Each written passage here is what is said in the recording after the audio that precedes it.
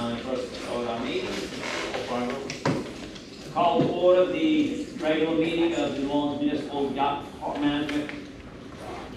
Management Corporation, for Tuesday, April 9th, 2024. Roll call.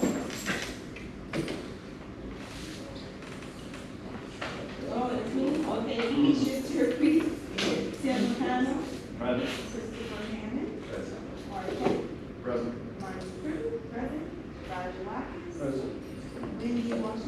Here. And Ryan notifying you people we're not taking meetings. All right. Do any of the board members have a motion to amend the agenda as published?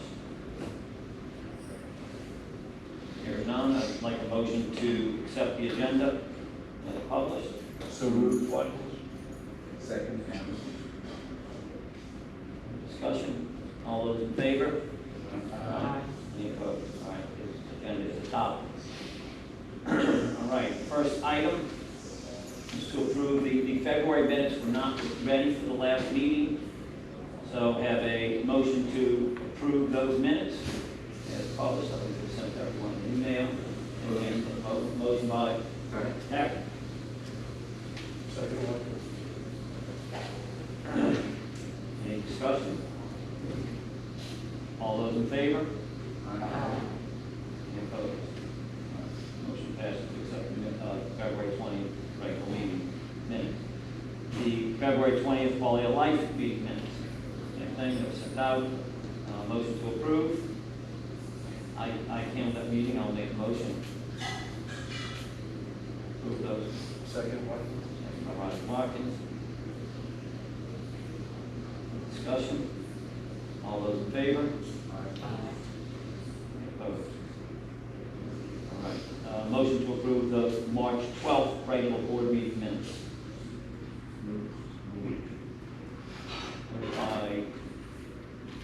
I'm sorry, who made the motion? You take it. Moved by Chris Hammond, motion by Hammond, second by Heck. Yep. Any discussion? All those in favor?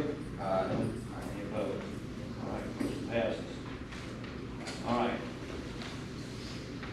We need a motion to direct the staff to conduct an auction for the lease of the boathouses 31 and 127. You'll hear in Brian's executive director's report that council passed the ordinance allowing us to do that.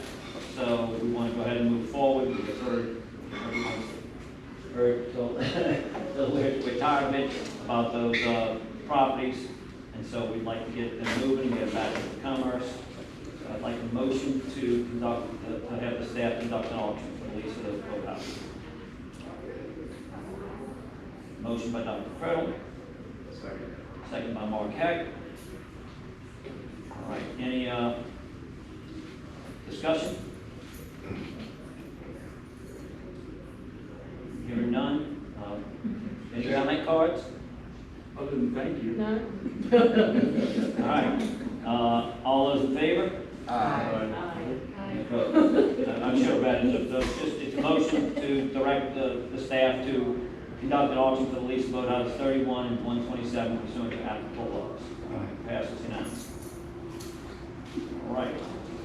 I'd like to make a motion to approve the bylaws of this Yacht Harbor Corporation, the mayor's office, city of New Orleans. Yes. Motion by Chris Hammond, Second. second by Roger Watkins.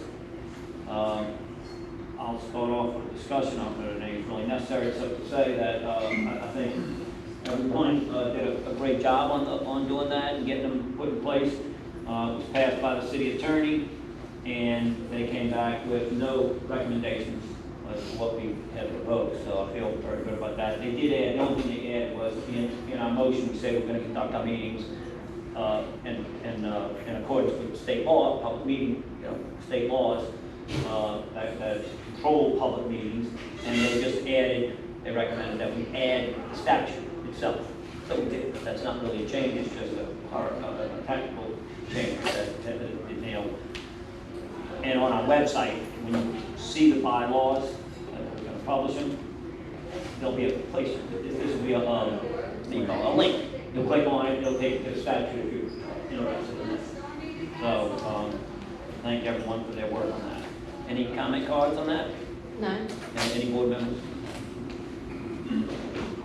All right, all those in favor? Any opposed? All right. Thank you, Chris. All right, financial report. Treasurer Ron Watkins. Financial report from March 2024. As of March 31st, 2024, Municipal Yacht and Harbor has total assets of $17,182,400, with current assets of $15,673,950, and the bulk of which is in the form of cash, $3.279 million in two accounts at JP Morgan Chase Bank. Net fixed assets total $1.337 million. Other assets include leases receivable of $12.295 million and deferred outflow pension resources of $166,100. On the liability side, Municipal Yacht Harbor had total liabilities of $13.056 million, of which $291,300 are current liabilities consisting mainly of accounts payable and accrued expenses of $77,100. Under revenues of $39,600 and accrued annual leave and sick leave of $164,600. Long-term liabilities consisted of net pension liability of $496,100 and $12.268 million for deferred inflow of long-term leases. That leaves Yacht Harbor Corporation with total equity of $4.126 million, of which $3.626 million is in unrestricted net assets.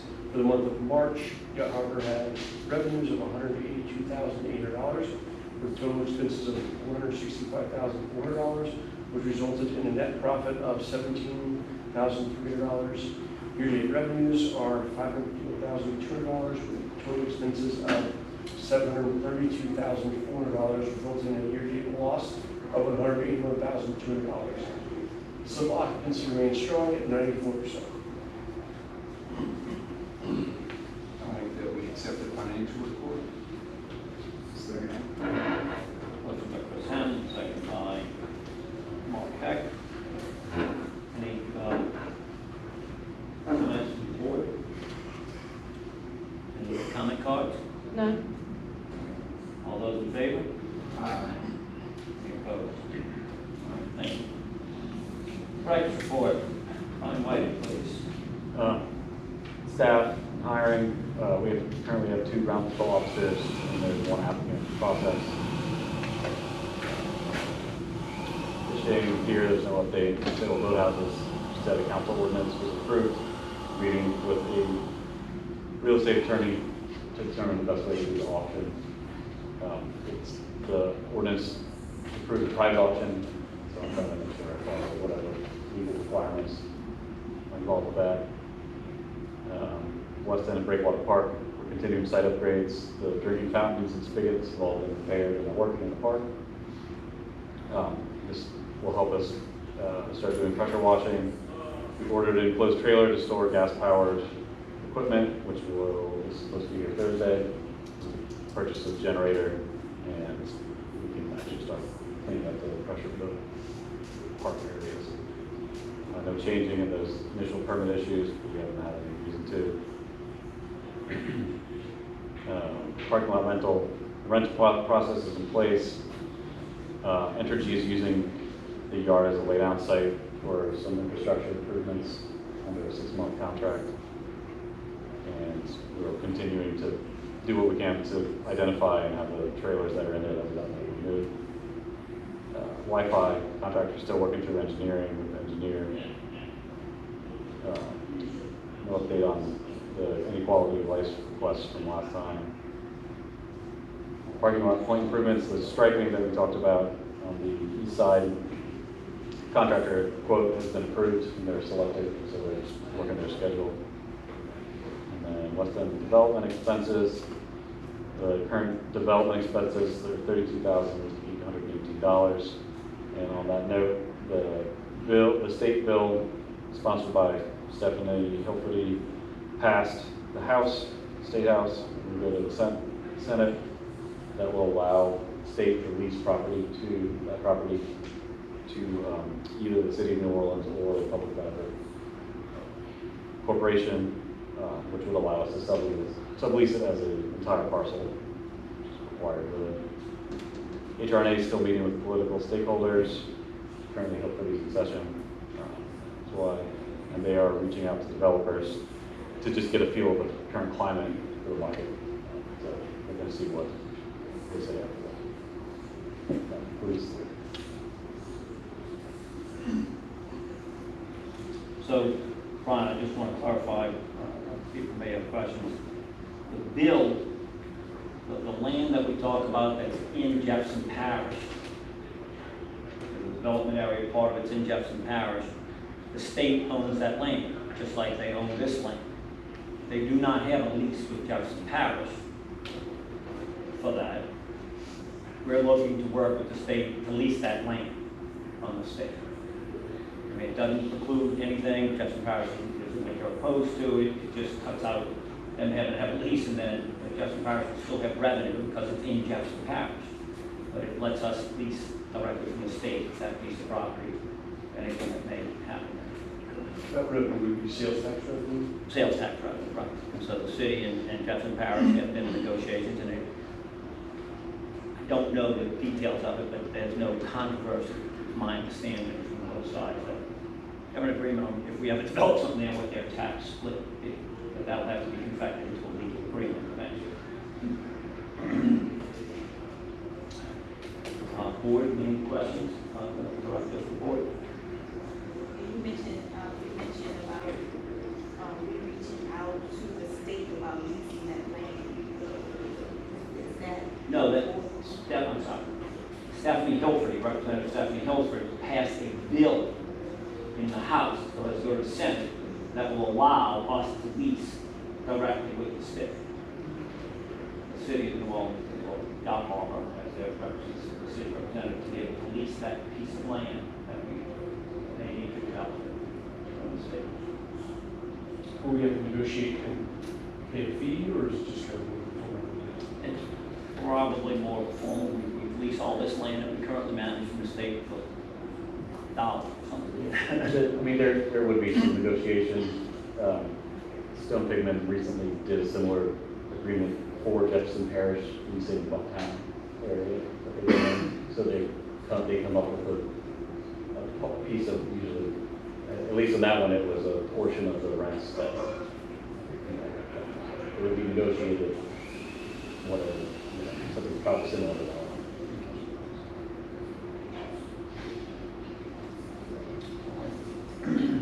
Any comment cards?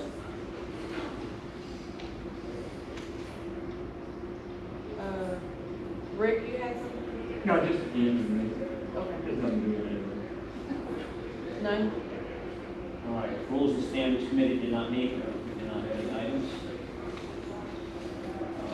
Unfinished business, there's nothing on the agenda.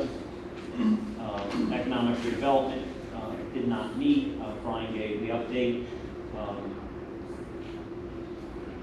So HRNA is currently working, as we said at the last couple of meetings, when they get through meeting with the public officials, they'll have something that we can then start on to, get public meetings kept and go forward. Quality of Life and Safety and Security Committee did not meet. And, Comment? I'm sorry? You have public comment for quality of life? I'm sorry, I'm moving around fast. On any of the other ones? No? No. Okay, Quality of Life and Safety and Security. Thank you. First of all, I'm sorry. Board, does the board have any comments? Comment cards, go ahead. Sorry. Thank you. Yes, thank you. So we have a new venue called the Lake House New Orleans, which is effectively across the canal from JB's Fuel Dock and Schubert's, which is reopened with new ownership and renovated venue for weddings and other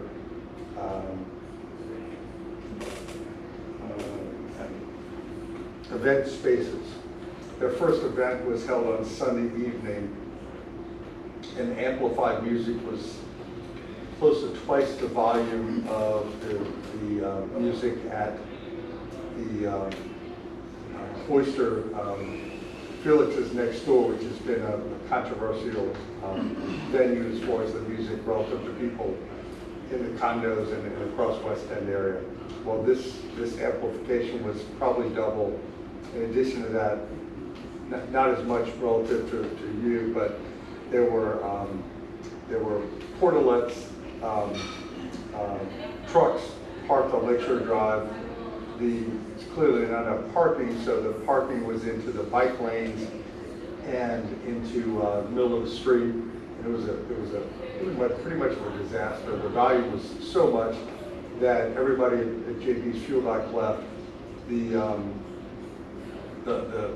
Some of the music lyrics were not something that you would play at a school and not go to jail for.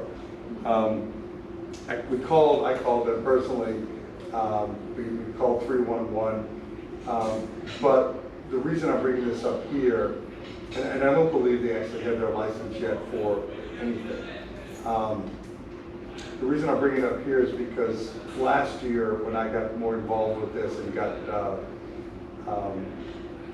dealt with Gerusso's office, Councilman Gerusso's office, I was told that the reason that we had such a problem taking the music down a level at the Oyster restaurant was because there was, quote, one crazy lady making all the complaints.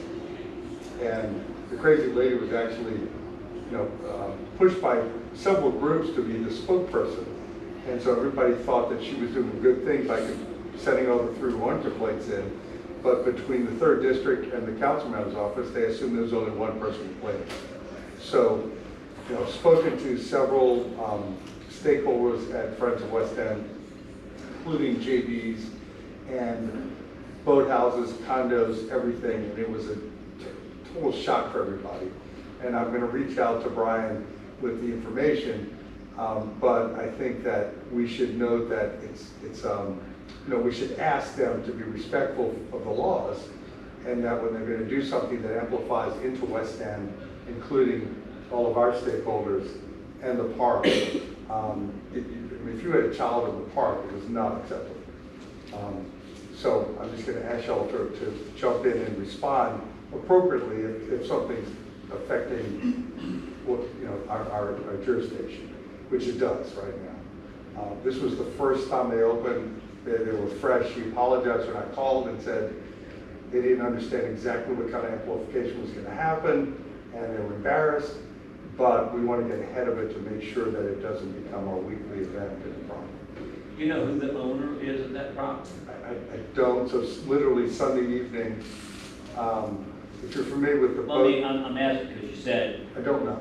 you spoke to someone. I called the number that was on the website, and at 6:30, and they told me that the meeting was over, the wedding reception was over at 6, but they hadn't shut down the music yet, and she immediately shut down the music when I called, said the paid event was over at 6. She apologized, but it was from 5, I guess I got home at 5.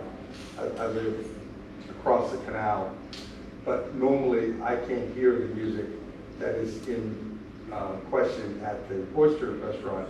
And this was, there's a vessel called the Sexy.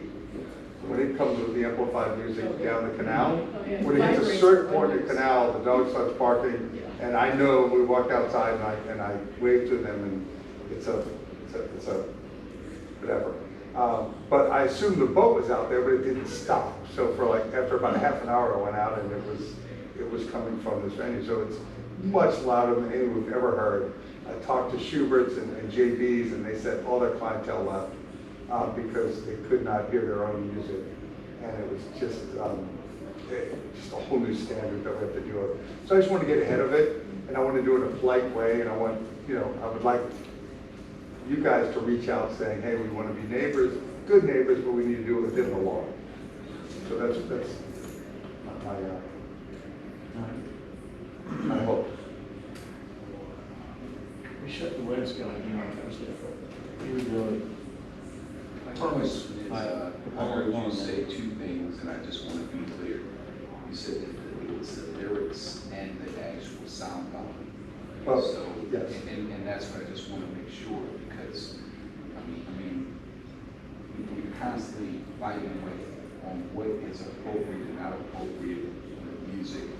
And so I'm kind of dancing around on how to effectively say what's appropriate and not appropriate, because now, even on television shows, we're breaking boundaries that we didn't do in the past. So That was a great question. It's an area for me, so I want to make sure we're clear on this, because, I mean, even right now, government's not completely clear on what quote unquote is appropriate. Yeah.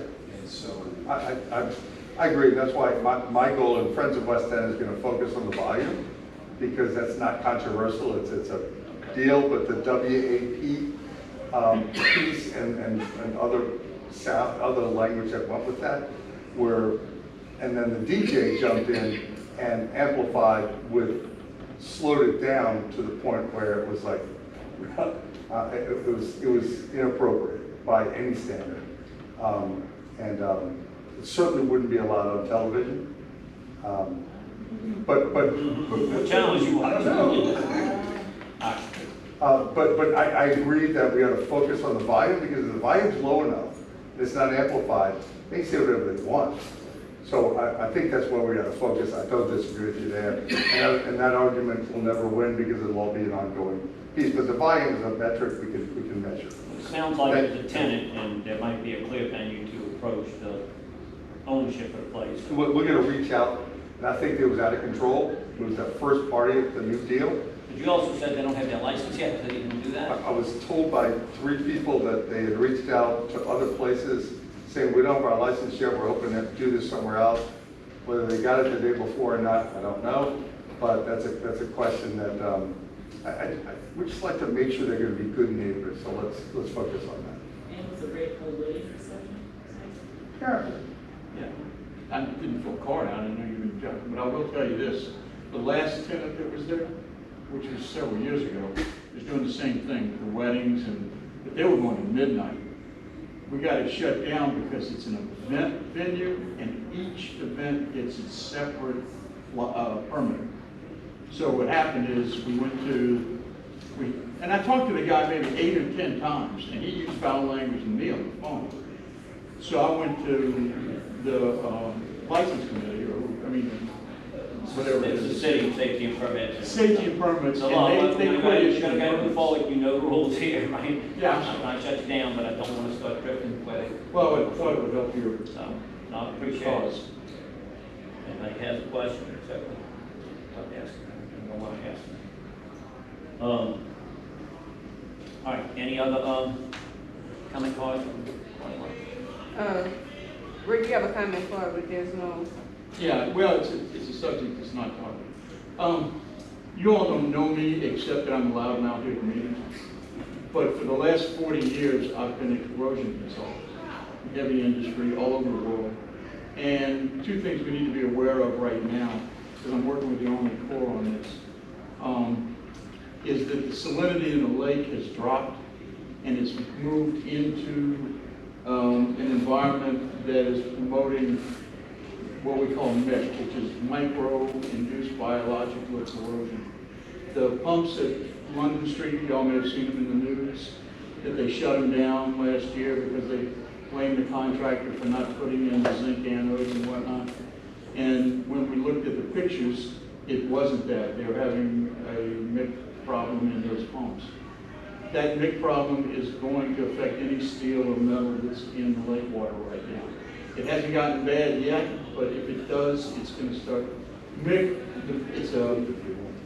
just in a nutshell, it's a bacteria that absorbs chlorides, but then puts out sulfuric acid. And it forms little bitty colonies, little rust pockets about the size of a quarter or $half, and it covers itself over with rust.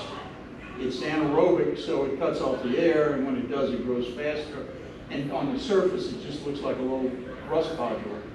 You scrape the rust off, and it might be an inch deep, or it's already gotten a hole through the metal. So we need to be aware of. And I noticed, we were taking a walk on the docks the other day, I noticed where the rollers are going up and down on the pilings, that the paint has worn away, and it's already beginning to rust right there. You can't see it today because the water's high, but when it drops, you'll have a thing about that long where that roller has rolled up and down. And you've exposed the metal there, and that needs to be coated pretty soon, or it's gonna rust through it at one spot. And I've noticed already 2 of the docks out there are leaning, because the roller's now caught and jammed. It's not stuck, just out on the ends, not in the middle where it's big, but on some of those ends, and I just noticed that today, is it looks like the roller's caught because the rust is grabbing it. And I don't know if it's Mick or not out there, I haven't looked, but I'll be more than happy to, What's the acronym for Nick? It micro-induced biological corrosion. I have a big, long articles on it on my website. But, Big deal, for everybody out here. but I also think you should look into the warranty on the paint on those things. They're chalking really badly. If you wipe your hand on them, your hand comes up white. That's a powder coating that was baked on there, and that shouldn't be happening after this period. Those things should be lasting 10 years. So you might have, I don't remember when they put them in, what date it was, or if there was a warranty on the paint on the pilots. Might be Brian. Those were done before you got here, though. It was done before Brian got here. Yeah, I don't know what we're talking, it might be a 10 years, but nonetheless. Well, Maintenance issue usually on that They type pay of, for it, we do, it's a big question. yeah, well, usually on that type of coating, you get a 5-year warranty on it. And, but it's something that should be looked into now, because you might have like 3 months left on the warranty. You know, Right. but if Brian, if you or anybody wants to use my services, I'll donate them for free to go out there and keep an eye on that, because it'll get away from you real fast. And so I said I spent the weekend over. Does that have to do with opening the Bonnie Curry spillway? It happened because they closed Mr. Go. And when they closed Mr. Go, the salt water doesn't come in and out as fast as it used to. And because the Bonnie Curry was open for so long that the salinity has dropped.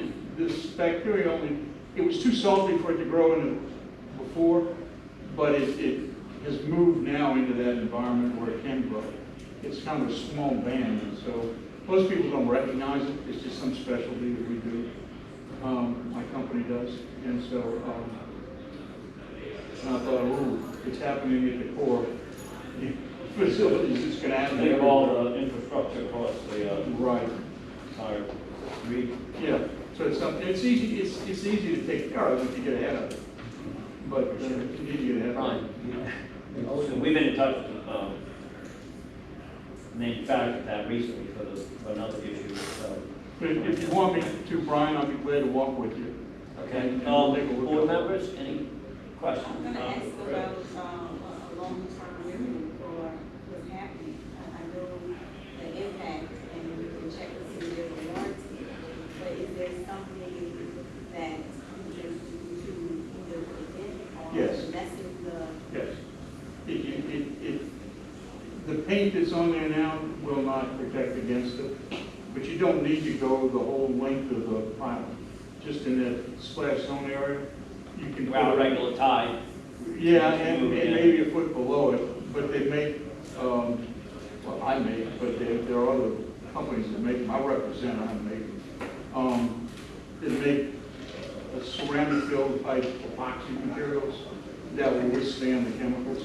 Can it be applied below sea level? Below There the are line? a few manufacturers that can do that, and I know them all. I've been doing this and so on. But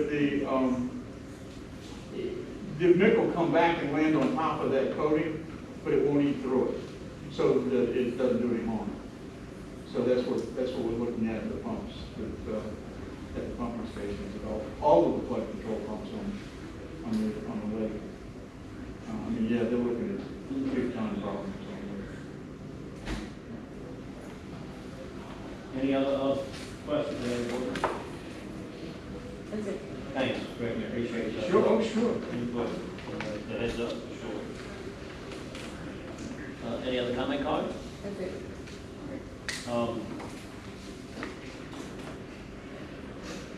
That is our last agenda item. We had some litigation. There's nothing we need to talk about at this time. At this time, I'll take a motion to adjourn. Motion by Watkins. All those in favor? appreciate them coming out. Next meeting. Okay. I don't know, I don't know, I got called out last time. Should I recognize Valerie? Y'all may remember Valerie Bolden. She's the mayor's liaison for all the boards and commissions in the city. Appreciate you coming out to our meeting. Thank you very much. A couple of months since you've been to one of our meetings, so thank you very much. And that's about a very short, nice meeting. Thank you for coming out. We appreciate seeing you. All right, the next board meeting is what, May 9th, Brian? I believe. Yeah, May 14th. Oh, 14th.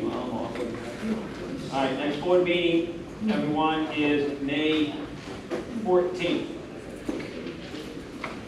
We'll see everyone there. Thank you very much. Thank you. Oh, yeah. That's not good news. No, it may not stay that way. You know, it's a very narrow range. There's other factors that have to be involved. I was more worried about the